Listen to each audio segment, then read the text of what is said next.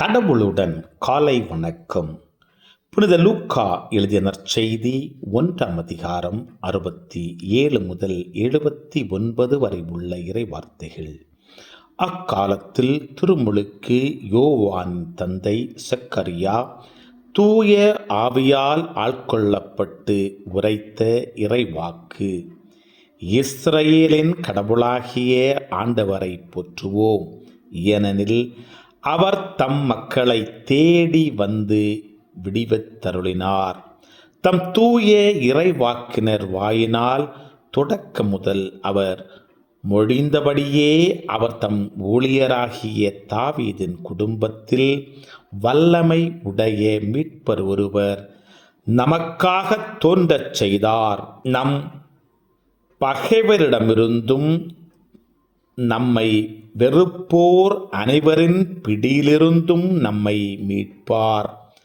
அவர் நம் மூதாதையருக்கு இரக்கம் காட்டி தமது தூய உடன்படிக்கையையும் நம் தந்தையாகிய ஆபிரகாமுக்கு அவர் இட்ட ஆணையையும் நிறைவேற்ற நினைவு கூர்ந்தார். இவ்வாறு நாம் பகைவரின் பிடியிலிருந்து விடுவிக்கப்பட்டு தூய்மையோடும் நேர்மையோடும் வாழ்நாளெல்லாம் அச்சமின்றி அவர் திருமுன் பணி செய்யுமாறு வழிவகுத்தார்.